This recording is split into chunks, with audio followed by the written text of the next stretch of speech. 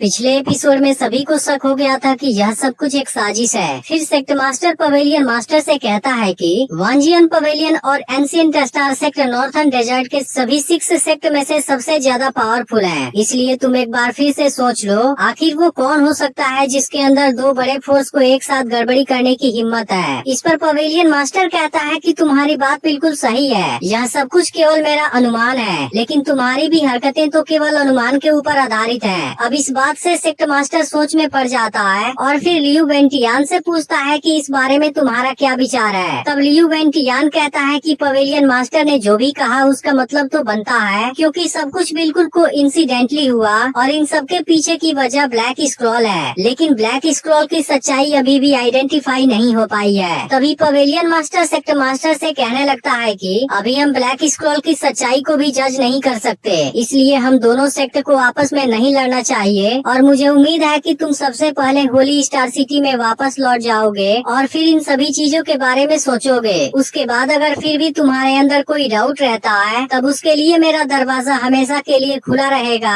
और तुम जो भी पूछना चाहो वो पूछ सकते हो। यह सुनकर लियू वेंटियान कहता है कि हम तो सच में बहुत उतावले हैं, इसलिए अब हमें सबसे पहले वापस लौटना चाहिए। इसके बाद सेक्ट मास्टर अपने सभी लोगों को होली स्टार सिटी में वापस लौट जाने का ऑर्डर दे देता है, जिस बात के लिए पवेलियन मास्टर उसे थैंक यू कहता है। फिर सेक्ट मास्टर सभी से कहता है कि हमें इस चीज के ऊपर बहुत अच्छे से डिस्कस करना जरूरी है, इसलिए वापस चलना सही होगा। लेकिन सेक्ट मास्टर को अभी भी पवेलियन मास्टर के ऊपर शक था। इसके बाद ये लोग यहाँ से वापस निकल जाते हैं। वहीं सिंगयुन ने सब कुछ प्लानिंग कर लिया है। फिर एल्डरमो सिंगयुन से कहने लगता है कि तुमने एंशिएंट स्टार सेक्ट और वांजियन पवेलियन के बीच दुश्मनी को उकसाने के लिए इतना सब कुछ प्लान किया है, लेकिन फिर भी अगर तुम उन दोनों के बीच में फाइट करवाना चाहते हो तब यह चीज बहुत ही मुश्किल होगी। फिर टियानचुंग भी कहने लगता है कि फान वूजी और गु फेंसिंग दोनों ही सेक्ट मास्टर हैं। इसके अलावा लियू वेंटियान भी कोई सिंपल आदमी नहीं है, इसलिए क्या वो इस प्लानिंग के पैटर्न को पहचान नहीं पाएंगे। तब सिंगयुन कहता है कि आप दोनों सीनियर की बात बिल्कुल सही है। अगर गु फेंसिंग और लियू वेंटियान दोनों शांत हो गए फिर वो इस चीज को आसानी से पहचान सकते हैं और मेरा अनुमान बिल्कुल सही है, इसलिए एंशिएंट स्टार सेक्ट वांजियन पवेलियन से होली स्टार सिटी में भी वापस आ सकता है। इस पर वुजिंग कहता है कि फिर हमारी प्लानिंग तो वेस्ट हो गई। तभी सियाओहू सिंगयुन से पूछता है कि आपके पास कोई और भी प्लानिंग है। फिर सिंगयुन कहता है क्या तुम्हें याद है मैंने जब होली स्टार सिटी को रोकने के लिए वेंसिंग एंशिएंट मैप का यूज किया था, तब उसी वक्त मैंने सिटी के सेंटर को भी हीट कर दिया था। इसके अलावा आउटर सिटी के लिए मैंने स्पिरिट बिस्ट भी उड़ाया था, जिनमें से कोई भी डिस्ट्रॉय नहीं हुआ।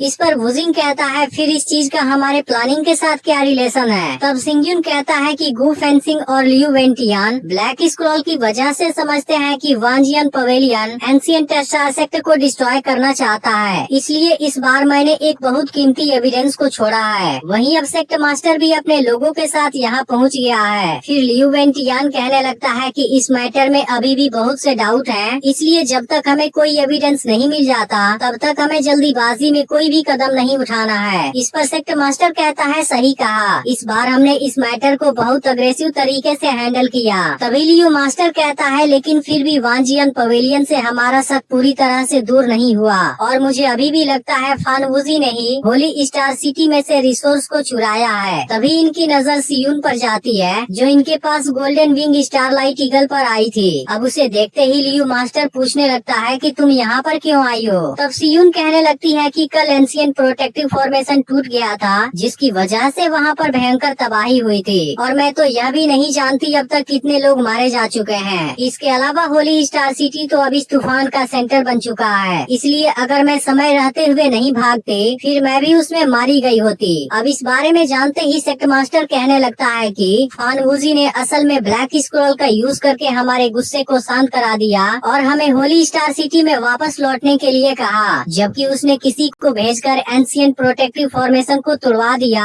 और यहाँ पर तबाही शुरू कर दी। लेकिन अब सेक्ट मास्टर पवेलियन मास्टर पर बहुत ज्यादा गुस्सा हो गया था और इसके बाद वो अपने सभी लोगों को फिर से वांजियन पवेलियन में वापस लौट जाने का ऑर्डर देता है, क्योंकि अब ये लोग खून का बदला खून से लेना चाहते हैं। वहीं वांजियन पवेलियन में सभी लोग इस मैटर के बारे में सोच रहे थे। फिर पवेलियन मास्टर कहता है कि ब्लैक स्क्रॉल के इन्वेस्टिगेशन की जिम्मेदारी लॉ एनफोर्समेंट डिवीजन को दी जाती है। तब उसका भाई कहता है कि आपको चिंता करने की जरूरत नहीं है, मैं इस मैटर के के बारे में बहुत जल्द ही पता लगा लूंगा। तभी यांगचेन कहने लगता है कि मैं भी कुछ कहना चाहता हूँ। फिर पवेलियन मास्टर उसे अपनी बात सामने रखने के लिए कहता है। तब यांगचेन कहने लगता है कि उसने केवल ची सियाओ और क्यूमो को ही नहीं मारा, बल्कि उसके पास तो फॉर्मेशन ब्रेकर नाम का वेपन भी है, जिसकी वजह से वो स्वॉर्ड पवेलियन के अंदर भी चला गया। इस बात से पता चलता है कि वो इंसान बहुत ही स्ट्रॉन्ग और पावरफुल है। इन सब के अलावा वो स्वॉर्ड पवेलियन के सीक्रेट के बारे में भी जानता है, इसलिए मुझे लगता है कि वो केवल सिंगयुन ही हो सकता है। लेकिन पवेलियन मास्टर कहने लगता है कि ऐसा कभी भी नहीं हो सकता, क्योंकि उसने एंशिएंट प्रोटेक्टिव फॉर्मेशन के कमियों को आसानी से खोज लिया, लेकिन उसके जैसी टेक्निक तो मैं भी नहीं जानता।